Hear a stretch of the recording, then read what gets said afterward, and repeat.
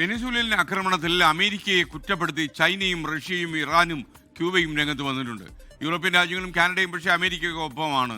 മറ്റൊരു രാജ്യത്തെ കടന്നുചെന്ന രാഷ്ട്രപതിയെയും അദ്ദേഹത്തിൻ്റെ ധർമ്മപത്നിയെയും യുദ്ധക്കപ്പലിൽ രക്ഷപ്പെടുത്തി സ്വന്തം രാജ്യത്തേക്ക് കൊണ്ടുപോയി വിചാരണ നടത്തുന്നു എന്ന് പറയുന്ന കാര്യമൊക്കെ പിന്തുണയ്ക്കാൻ ചില രാജ്യങ്ങൾ കഴിയുന്നത് അവരുടെ ദേശീയ താല്പര്യം കൊണ്ട് മാത്രമാണ്. ഒരു ബസ് ഡ്രൈവറായി തുടങ്ങുന്ന മഡൂറോ അദ്ദേഹം പിന്നീട് അവിടുത്തെ രാഷ്ട്രപതിയായി മാറുന്നു. നല്ലൊരു സായി ഭക്തൻ കൂടിയാണ് അദ്ദേഹം എന്നാണ് മനസ്സിലാകുന്നത്. പി പി ജെയിംസ് വീണ്ടും ചേരുന്നു വിവരങ്ങളുമായി. മഡൂറോയുടെ മറ്റു വിശേഷങ്ങൾ എന്തൊക്കെയാണ് പി പി? ഇപ്പോഴദ്ദേഹത്തിൻ്റെ അവസ്ഥ എന്താണ്? അദ്ദേഹം കൈവിലങ്ങുകൾ അണിഞ്ഞ് വെള്ളം കുടിക്കുന്ന ചിത്രമൊക്കെ പുറത്തു വന്നിട്ടുണ്ടല്ലോ.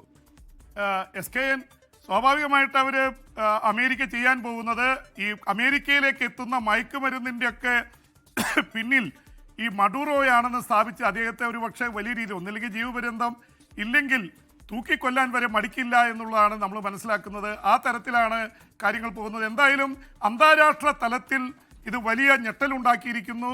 റഷ്യ, ചൈന, ഇറാൻ, ക്യൂബ തുടങ്ങിയ ബ്ലോക്കിൽപ്പെട്ടവരും അതിശക്തമായ ഭാഷയിൽ ഇതിനെതിരെ രംഗത്ത് വന്നിട്ടുണ്ട്. പക്ഷേ അമേരിക്കയോട് സൈനികമായി നേരിടാൻ തയ്യാറായ ആരും രംഗത്ത് വരുന്നില്ല എന്നുള്ളതാണ്. പ്രത്യേകിച്ച് ലാറ്റിൻ അമേരിക്കൻ രാജ്യങ്ങളിലെ വലിയ അത് തങ്ങളുടെ പിന്നാമ്പുറമാണെന്നാണ് അമേരിക്ക അവകാശപ്പെടുന്നത്. അപ്പോൾ അതുകൊണ്ട് ചൈനയ്ക്കും റഷ്യയ്ക്കും ഒക്കെ അവിടെ റീച്ച് ചെയ്യുന്നതിന് ബുദ്ധിമുട്ടുണ്ട്. റഷ്യ ഉക്രൈൻ യുദ്ധത്തിൻ്റെ തിരക്കിലാണ്. അവർക്ക് ഇനിയൊരു യുദ്ധത്തിന് കൂടി ഇറങ്ങാൻ പറ്റില്ല. പക്ഷേ ഇയാളെ വിട്ടയക്കണം, മഡൂറോയെ വിട്ടയക്കണമെന്ന് റഷ്യ ആവശ്യപ്പെട്ടിട്ടുണ്ട്.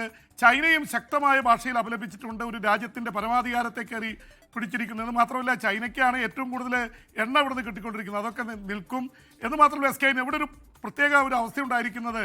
അവിടുത്തെ വൈസ് പ്രസിഡന്റ് ഡെൽസി റോഡ്രിഗ്സിനെ പ്രസിഡന്റായി ഇടക്കാല പ്രസിഡന്റായി നിയമിച്ചിരിക്കുന്നു ഒരു ഭാഗത്ത്.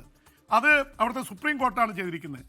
ട്രംപ് പറയുന്നു ഞങ്ങൾ വെനിൻസുലയുടെ ഭരണം ഏറ്റെടുത്തിരിക്കുന്നു.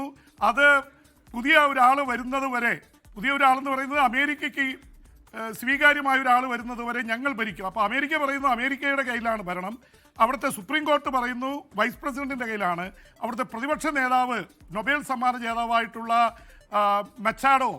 മരിയ കൊറീന മച്ചാഡോ പറയുന്നത് ഞങ്ങൾ പ്രതിപക്ഷമാണ് കഴിഞ്ഞ തെരഞ്ഞെടുപ്പിൽ ജയിച്ചത്, ഞങ്ങൾ സ്വാഭാവികമായി അധികാരത്തിൽ വരും. ട്രംപ് ശ്രമിക്കുന്നത് ഈ മരിയ കൊറീന മച്ചാഡോയോ നേരത്തെ മത്സരിച്ചിരുന്ന എഡ്മണ്ടോയോ അധികാരത്തിൽ കൊണ്ടുവരാനായിരിക്കും ശ്രമിക്കുന്നത്.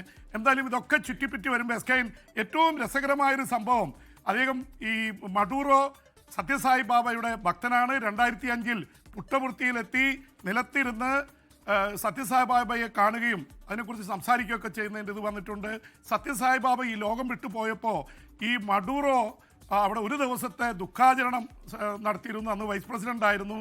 എന്ന് മാത്രമല്ല ഈ ഷാവേസിൻ്റെ പിൻഗാമി എന്ന നിലയിലൊക്കെ ആയിരുന്നെങ്കിലും ഷാവേസിന് കിട്ടിയ ഒരു ജനകീയ പിന്തുണ അദ്ദേഹത്തിന് ലഭിച്ചില്ല. ഒരു ഭാഗത്ത് സത്യത്തിൻ്റെ നീതിയുടെയൊക്കെ പക്ഷത്തായിരുന്ന സായിബാബയുടെ ഇത് പറയുന്നു, മറുഭാഗത്ത് 20,000 പേരെ കൊലപ്പെടുത്തി എന്നുള്ള ആരോപണം നിലനിൽക്കുന്നു. അങ്ങനെ വലിയ വൈരുദ്ധ്യങ്ങളുടെ ഒരു നേതാവായിട്ടാണ് അദ്ദേഹം അറിയപ്പെടുന്നത്. ബസ് ഡ്രൈവറായിട്ട് തുടങ്ങി എന്നുള്ളത് വളരെ ഇതാണ്.